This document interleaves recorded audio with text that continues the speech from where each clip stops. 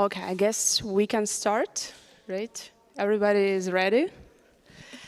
Great. Good evening, everyone, and welcome. In this stage, you're meeting the people who not just managing the media, but they are navigating the storm, and they are carrying that to the new heights in one of the most turbulent times in Ukraine's history. And today, I will be asking you a lot of hows, but not the questions that you can find in the business literature, but really human ones. As behind every complicated process, there are just people. People who carry the weight of the hard decision, and these people are called managers. But before we go there, I would like to start with the context that you live in right now. Yaroslav, I would like to start with your story, as you live in the Kharkiv, and this is one of the biggest cities in Ukraine right now, and it is located just 30 kilometers from the front line. What does that mean for your team, actually? Hey. Hi, everyone. I'm from Gwara Media. We are an independent media outlet from Kharkiv, as Mariia said before. Our team consists of almost 30 people. And what does it mean for us? Because we live in a frontline region, it means that our team is always ready to go to film and document the results of shelling of the city. But on the other side, our meetings are not interrupted by air raids or shellings of the city. And one more thing that I want to add, and will add a context to our life, is that I'm abroad for the third time for the 3 years, and I'm triggered sometimes of planes in the air or loud sounds. And for example, yesterday when I was walking through the city, I heard garbages thrown out, and it was loud and unexpected, and it comes me to a little stupor for a few seconds, and I thought, oh, is it shelling or not? This is actually the most common question from the foreigners when I'm abroad, is how was your flight from Kyiv to here? And I'm like, there are no flights, unfortunately. Dmytro, let us continue the story with you. You're from the frontline region too, the city of Sumy, which is being shelled actually every day. How did that change the way of how you work with your team?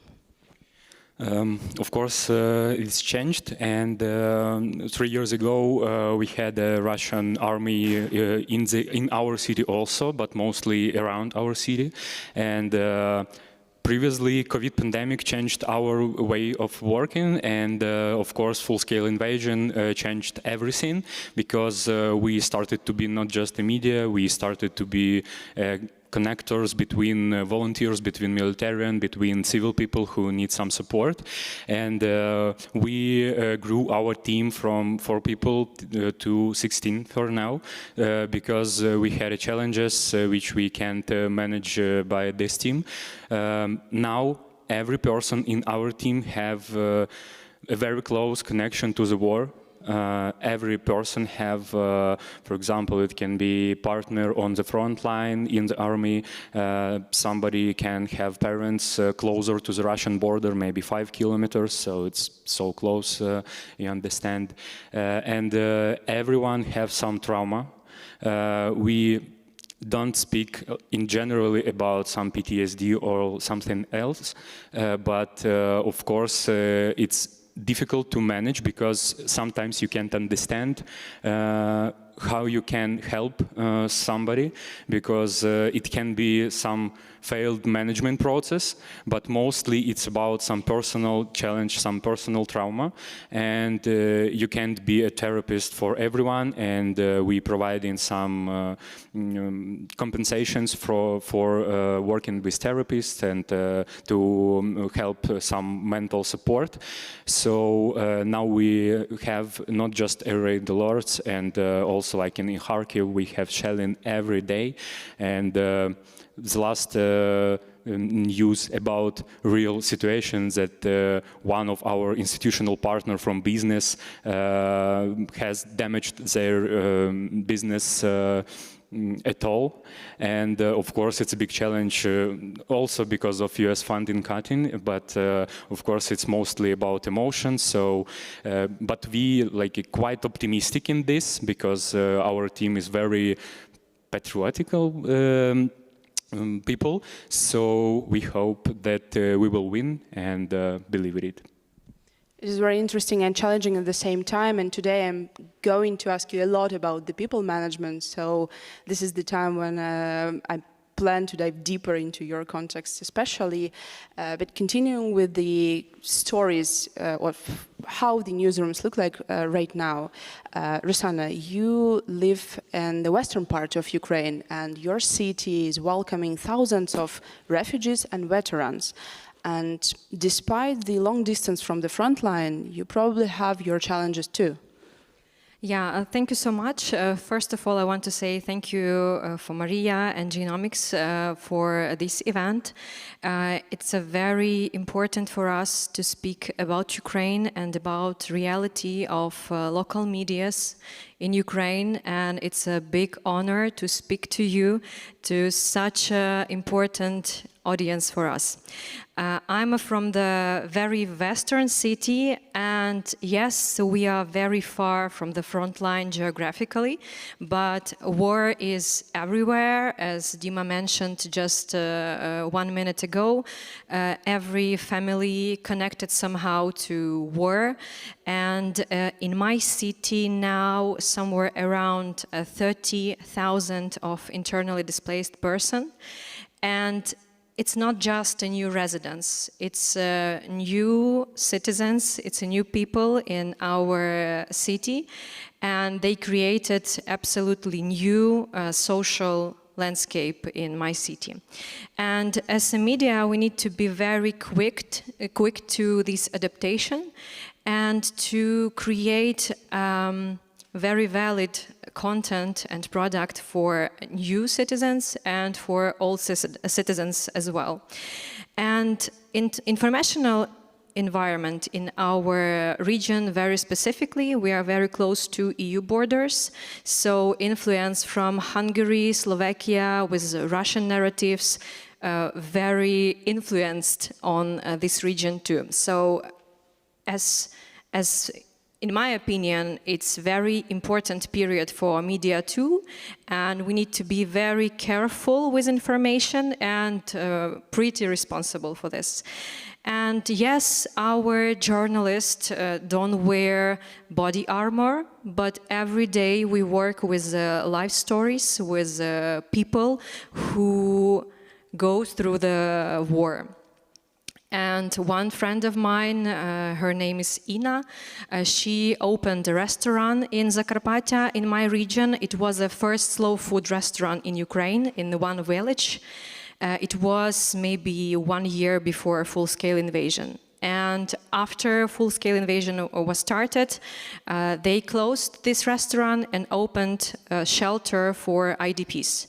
So now the restaurant is still closed, and shelter is still full, with the people who haven't any home to back in.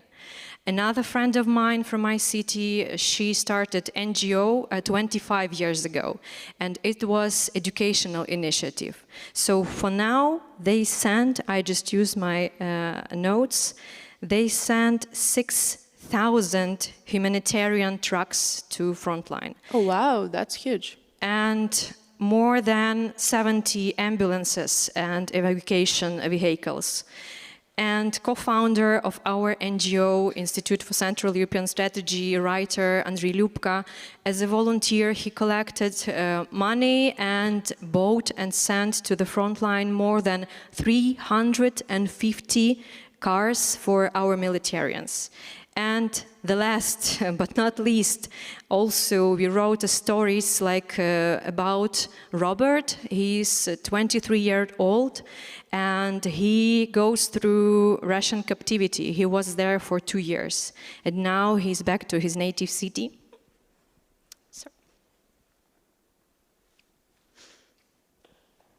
Sorry for these emotions.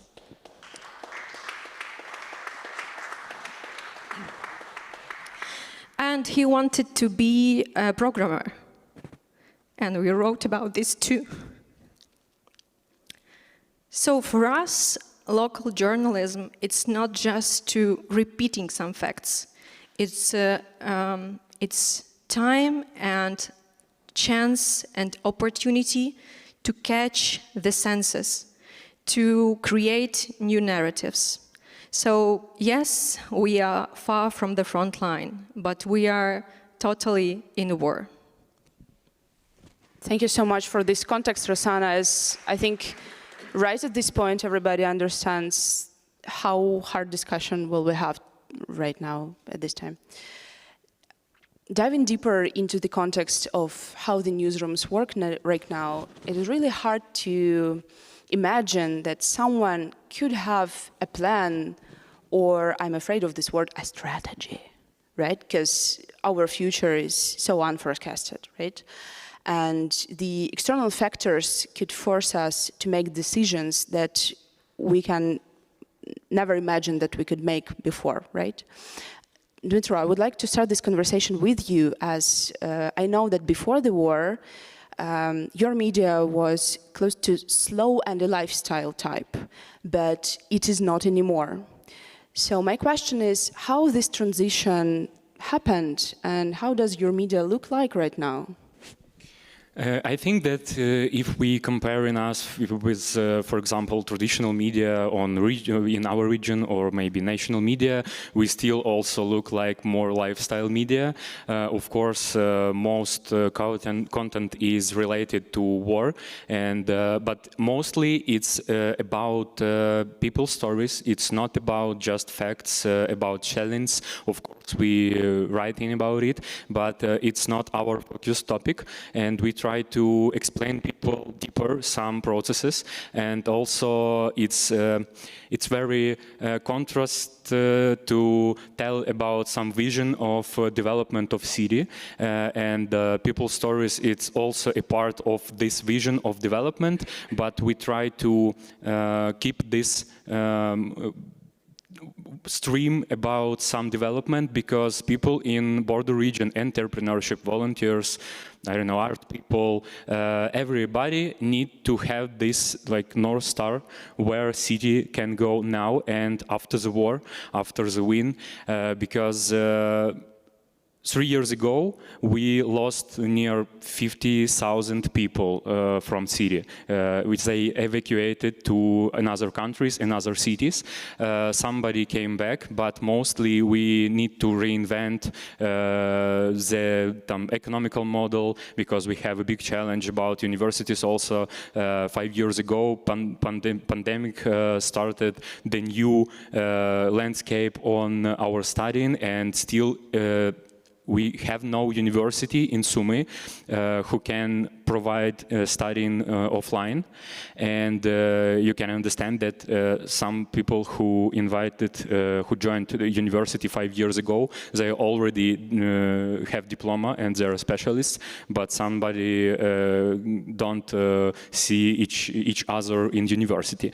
So we're trying to explain people what we can do now, how we can be efficient now, how we can keep their mental normalcy, how to feel normalcy, because it's not normal what we have in Sumy and in Ukraine also, now in the world. But you need to be not positive but optimistic, and we are trying to find some solutions in these conditions.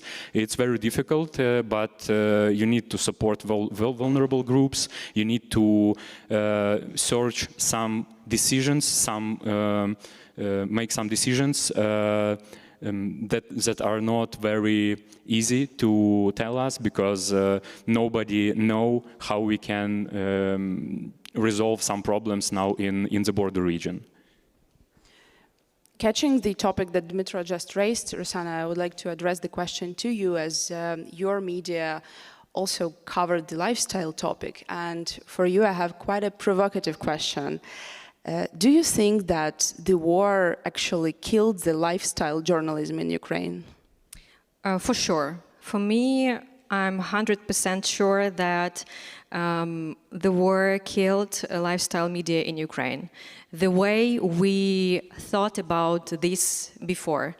No sense, even when you try to prepare these texts or topics, you feel that no sense to write about new coffee shops or some parties when the funeral somewhere nearby. So that's why we don't need to say that, okay, so it's the end of life. No, but we need to look on our life from different perspective and different focus. And my media were lifestyle and slow before the full-scale invasion. We wrote a lot about cultural events, about people, their stories, urban topics, etc., etc. But now, last 3 years, I think maybe 80 or 95% of our topics connected to the war somehow. And our editorial strategy changed very much, because all the time we asked ourselves, is it really important? Is it really interesting? But at the same time we understood and understand right now that people need this, because they need some positive content about some routines. So for us, sometimes it's like a moral dilemma, what we can do in this situation. It's actually very interesting to notice that despite living in one country, but different regions and far away from each other, you have different approach to how you think about the lifestyle. The people in western part of Ukraine are ashamed of covering it too much, but people in the frontline region are seeking for it and looking for it every day. Yeah, and that's about this feeling of normalcy, because last year we analyzed our views on our articles, and most of popular articles were about some routine, about cafe opening, about some events, and we also providing cultural and educational events, not because we don't have any other work, it's because people need to see each other, to feel each other. One of question which was on the start of the full-scale invasion of Russia, it's are anybody in city? Because we mostly sit in house, people don't move anywhere, and it was really a terrible question. Please write some plus if you're here. So now we focused also on this normal topics that helps you to feel that you can live there, because without people, without business, it's impossible to plan something, to dream about something, and it's very difficult. So it's really strange situation that you feel some guilty about some topics, because for example, articles about funeral or so on are not so popular. Sumy, maybe because people don't ready for reflection now, and they looking for this situation every day. Thank you. So maybe because of it, I don't have any analytics about it, but it's very interesting that people need this feeling and they want to live normal life, have flat white in the morning, and then, sorry for this, it's not joking, but wait for the next challenge. It's this landscape in which we live. I agree with Dmytro, absolutely. I'm sure that it's some psychological effect when you are far and when you are in. So you need to protect yourself somehow, and for sure it helps. Continuing the topic of the strategy implementation in a rapidly changed and risky environment, I'm wondering about the achieving the targets, and here I would like to ask you, Yaroslav, about your experience, as how do you balance between forcing your team to achieve the strategic goals and caring about them as a regular employees, as a just human being, understanding completely to 100% their burnout, the stress, and other factors that hinder them from being productive? Okay, it's a very interesting question. I would like to start with a little story, how we had one editor who was focused just only on the number of visitors to the site, and this led to conflicts in our team. This led to burnout in our teams, and the result of this the things is this person was fired, and this is right the situation when it became clear and we understood that the state of the team is more important than just numbers on our site. And I want to add that we understood that strategy is not alone just an end in itself. We understood that really state of our team and mental health more important than numbers. Okay, and of course, we have a development strategy, and before 2022, we were media about culture, about innovations, and between 2022 and 2025, we changed from survival mode to improving our performance indicators, but in any way, we have to balance between achieving these indicators and burnout in team, and there is a question, where is the middle ground? It seems like this is the time when you open your empathy to 100% as a leader.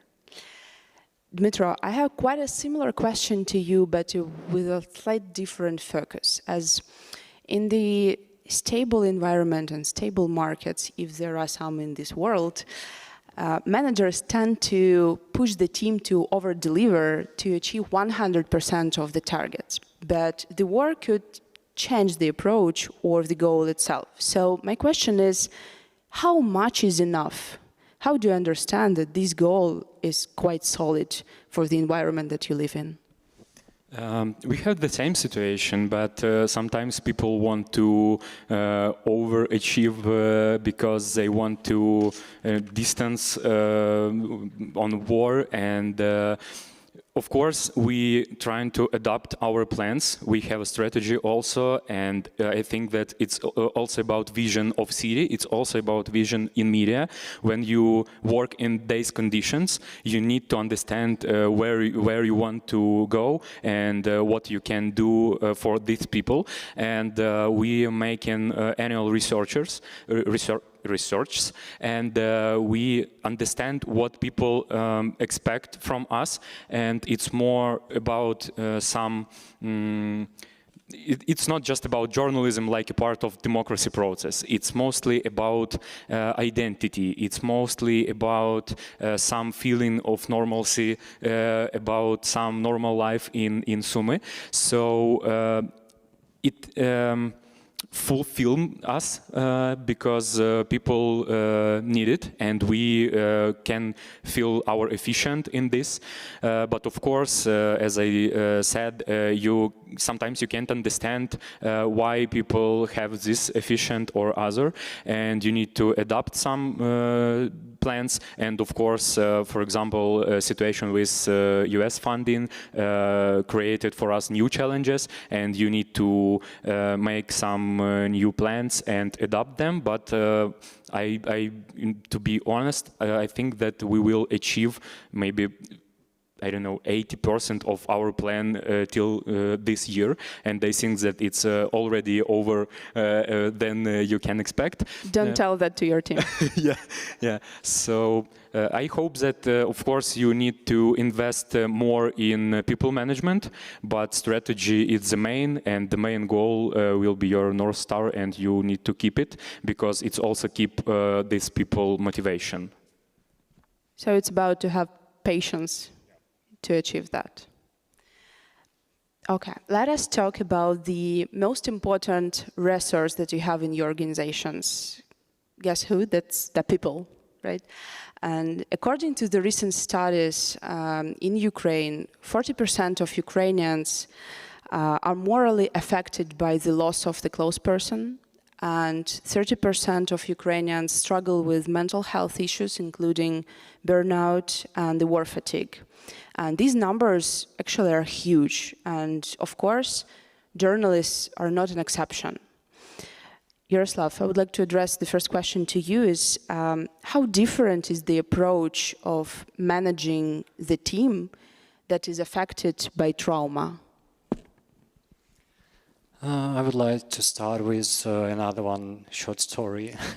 It's about my colleague, and one day we saw that her mental health was bad, but unfortunately we don't have approaches to give people retreats every day, because every day is a new stress in our city. So what we done, we have one little tree in our yard, and we set territory around it. We have cut off branches, and we suggested her to hug the tree every time when she gets upset, and it works. Oh, really? Yeah. How often does she hug the tree? Too much. Yeah. But what is like to work with the team who has trauma? It's about we're looking for new approaches every day. We're looking for new approaches to them, to how we can help them, and even despite funding limits, we decided to hire HR specialist for the first time in our history of our organization, who are currently talk with the team, who constantly speak with them and do meetings one by one, one-to-one, and try to help them. Rosana, you have a family-type company, and sometimes it probably can be hard to put aside all your good emotions about the person and make a very hard decision to fire if you as a manager sees that it really affects the business. But my question is this logic actually applicable during the war when everybody is so sensitive? Thank you for this question. It's not an easy, of course, every time. And yes, we are very small and family-like organization and media. And we have a lot of conversations, not only about tasks, but about exhaustion, about risks, about fears, etc., etc. And I'm sure that care and support in our DNA, but I don't want that these facts become a trap for me, like for a manager. And it's not an easy to work in Ukrainian reality, and I heard on these stages a few times that it's normal for Ukrainians, you know how it works, but it's not normal, it's just real, and it's not normal reality, it's real reality. And we try to find a way how to continue be productive even in this situation. We lost in our team 2 members last year, and it was very hard for me and for my team as well. But we need to give the answer to ourselves. If we allow these hard managers and management decisions, what will be with all project, with all media. So even when we say goodbye, we try to be thankful and grateful for all the work, but we need to continue. And sometimes people are not productive for 6 or 7, 8 months, for a year, and we can work with this, but not too much. So we have limits, even in empathy, even in good relationships, and even when we are family-like media. So at the very end, the business mind wins. Unfortunately, yes. Dmytro, your organization integrated a lot of HR tools recently with the goal of maintaining the general well-being of your team. Could you tell us more about what were they and which do you consider the most effective ones? I think that there are no just one most effective instruments, because we also, as Yaroslav said, have some one-on-ones every month with every person in our team. Also, we have some any surveys about feeling, and we, as I said, covering work with on mental health, some support. Sometimes we have a group session with therapists, because you need to be very ready to go to the therapist. So sometimes it's very difficult. So we popularizing this inside our team, because I'm in therapy and our top managers are in therapy also, because it's impossible to support everyone, and you need to have some recovering for you. Also, we have some flexible schedule, and sometimes you can work remotely, but mostly we are work in office. And yeah, it's really crazy situation, because we want to be in one office and in one time, because you feel this synergy and you can tell with somebody. So yeah, so we trying to push people to help themselves. Sometimes we're trying to help them by ourselves, but it's impossible to help all the time. So we're trying to cover this work just by costs. This is actually something that managers that even work in more stable environments could adopt at their organizations. I would continue with the topic of people management, because it's so deep and very important, especially when you're navigating a storm in a very challenging environment as Ukraine has. And I would like to continue the question with the quote of John Maxwell, who wrote once that everything rises and falls on leadership. And your personal attributes of self-care is actually nothing but the core of the resilience of your organizations. So my question could be considered as a very personal, so may you apologize me in advance, but could you share your personal recommendations or experience of how you refill your personal resource? Okay. I opened too many instruments and ways last 5 years, starting from pandemic, and okay, let's try to remember all of them. Of course, it's therapy. Of course, it's regular breaks in your work. Sometimes you need medicine for your anxiety, for your sleeping, because sometimes medicine don't help because when you have this like drone under you, near your home, so it's very terrible. But also you need to be focused on your nutrition, on your sport, and all of these activities sometimes is not enough to be in zero state.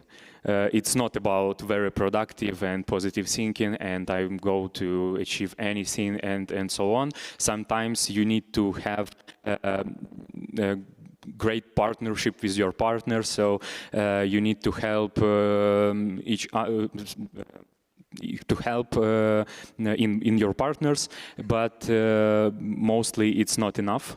But we need to have this like retreats and some meditation. I think that we used many of these instruments, but sometimes it's not enough at all.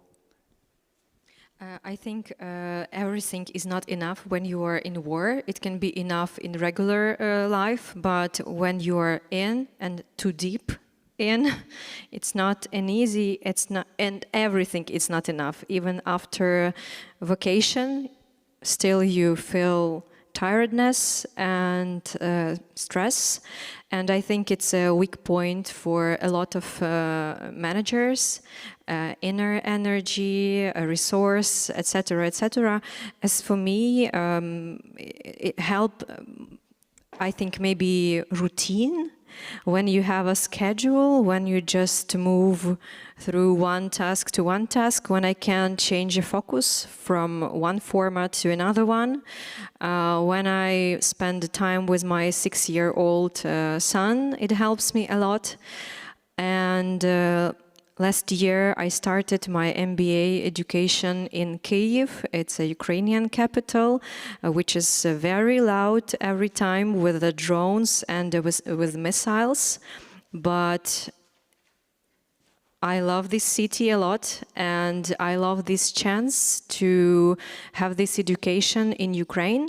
And for me, it's a super chance to speak with absolutely amazing people from business, from NGOs, from media, and they continue to work in Ukraine, and they continue develop and create new businesses for Ukraine and because of Ukraine, and they continue to work in humanitarian sector, in media sector, in NGO, and it motivates me a lot. Yeah. I will be briefly. As for me, I go outside and walk through the city in 1 ear bud, because the other 1 ear I can hear the potential sounds of shelling. But by the way, I play tennis, I do sports, play and improvising on the guitar, which gives me the opportunity to calm down. It seems like during the war you should put the doubled efforts just to be okay, right? And it can be not enough. And still, yes. I wish I would ask these questions in the very end of our discussion, as the hardest part is yet to come, as I'm going to ask you about the financial situation of your organizations.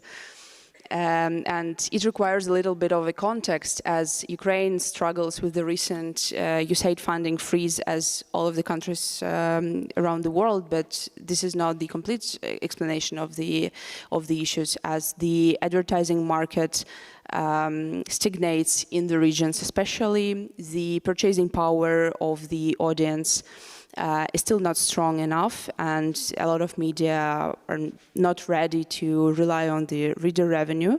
And in this regard, Rosana, let us start this conversation with you.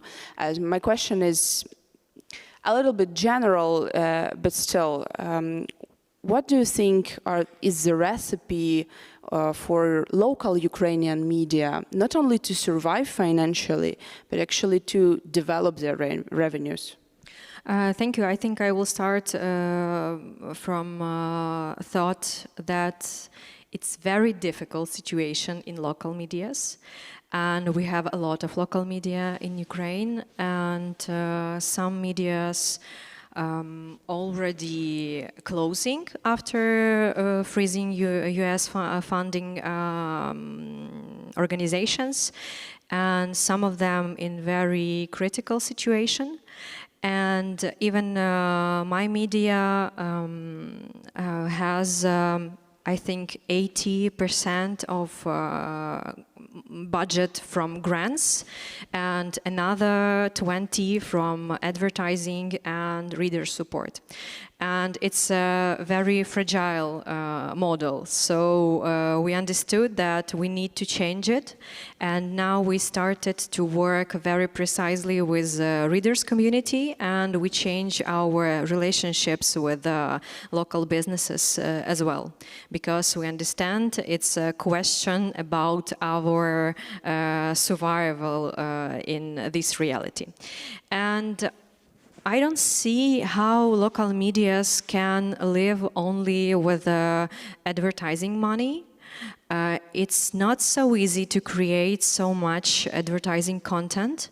And I have a question sometimes, so where is the space for real journalistic and real journalism if we have 20 advertising texts for 1 month and only 10 or 20 just editorial. So for me, it's a question about balancing, how to not become into marketing agency from media. So it's very important for me. And one thought about our reality in Uzhgorod, in Varosh. We live in an ecosystem, and we have an NGO which calls Institute for Central European Strategy, which is an umbrella for a few projects. For Varosh, our media, for another media about good neighborhoodness and about national minorities, Infopost, and also we have 2 offline communicational platforms. It's 2 forums. One Reopen Zakarpattia, it's about our region, and one calls Dialogues on Europe, as well in our region. And when you have this ecosystem, it's a little bit easier to survive in a crisis moment and in transformations and in war especially. So that's why, for me, it's a good point to think for local medias, how we can create the ecosystems around us and who can be our partner in this. The shoulder of the partner always helps, that's for sure. Dmytro, the question to you, you have quite an uncommon situation for the regional media, as you have the big community of readers and the membership, which is constantly growing. The question is, quite the commercial one, is can you already rely on that revenues? And the more human one is that how you engage people who live in the front line to pay. Yeah, we have a membership, and it's good news for us because in January we feel it like our rescue, and we cover more than 30% of our operational costs by the revenue from membership. And the most popular reason why people joined our club that they feel some connection to changes in city. It's not about journalism, it's not about investigation or something else. It's mostly about feeling that people can invest in their cities through our media. So now we want to balance our situation, and we divide financial model to three sources. First, it's the membership and some commercial events, for example, or merchandise.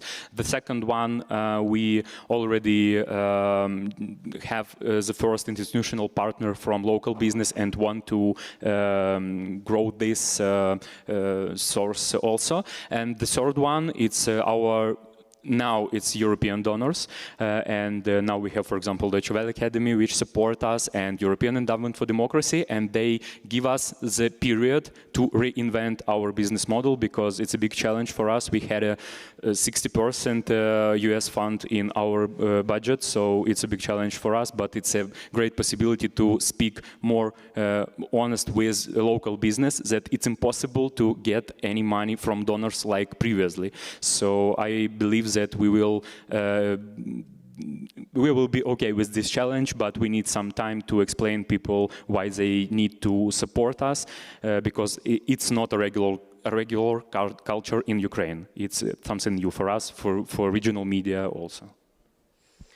Yaroslav, your media is located in the neighboring region and the front line too, and my question is about the advertising. As do advertisers actually ready to place their ads, articles, brands on the pages of the outlet that constantly covering the war, and are they interested in the audiences who live in the front line or can be the refugees tomorrow?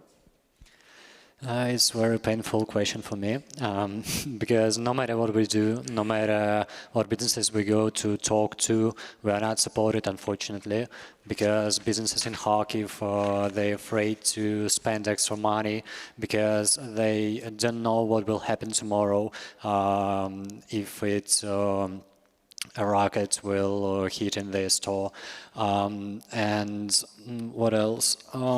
Because businesses don't want to place their advertising between news about funerals and shells. Everybody wants a beautiful picture, but there is a reality that is not. Another thing is our membership, and unfortunately our membership is not working, doesn't work as we want. It's interesting that our regions are close with Sumy, but our membership doesn't work that way. And we, despite these things about advertising, we grab to any opportunities to find new income. For example, in 2022, we opened a coffee shop for looking for a new income and create, like a place with a peaceful life for our team and for people who remain in Kharkiv. We produce documentaries, we monetize our YouTube, and we can rent our car to other media and journalists. And by the way, if you are in Kharkiv, we will rent you our car. It seems like the out-of-the-box thinking, the creativity and the revenue diversification is the only recipe for Ukrainian local media today. As we are approaching, unfortunately, the end of our discussion, and I would like you to share your lessons learned, as today we have a lot of media managers here in the room, and probably they could adopt at least some of the recipe of the solutions that you, conscious or unconscious, came through the challenging times during their leadership in the war conditions. So the question is, what are the key insights that you could highlight or recommend to consider for the future or the current leaders, wherever they are? To be shorter, I want to just tell about the main thing for me. It's transparency in your team and in public, because people feel this truth. People need to feel that you are open to them. And inside the team, if you feel some problem, if you feel some, I don't know, challenges, you need to be honest, you need to be open, because it's impossible to read in these conditions what everybody need and how we can help themselves. So I think that it's the main thing for me. Yes, I have some controversial thought that in Ukraine, local medias exist just because of passion and some craziness and madness of some people, in good sense. So, just like we yeah, and you. Yeah. And if you want to see the face of Ukrainian local journalists, it's we are. So it's a people in their 30s who want to change their cities, change our country, and who want to do our own investments in social changes. And I just prepare some numbers. So my city, Uzhhorod, is closer to 10 European capitals than it's to Kyiv, our own capital. And between my home, Uzhhorod, and between Sumy, where Dimas live, 1,100 kilometers from my city to this beautiful place, Teatro del Pavone, 1,400 kilometers. So it's only for 300 kilometers more than from my city to Sumy. So you can imagine how big our country is and how we need to do our best to continue our cooperation. And at the same time, I want to say that Uzhhorod and Sumy, me and Dmytro, it's not only colleagues, we are partners and we are friends, and we share with each other our fears, which related on management roles, on our medias, and we share business models, so we share different kind of strategies in our daily based work. And I think it's more important when you can mentor each other, when you can find a partner inside the country, and when you speak with on the same language from east to west and understand how it works in Ukrainian reality. And very shortly, the second one, I think it's a trust between people inside team and outside. And if you haven't trust for your partners and colleagues, I'm sure you cannot build anything prizeful. Thank you for these kind and really warm words. It's what we have heard today reminds us that really strong leadership is not about having all the answers, but to stay firm to your values and just to keep going, no matter what will happen. I really thank you for your honesty, openness, and to bring this thoughtful energy to this room today. Thank you. Thank you so much. Thank you.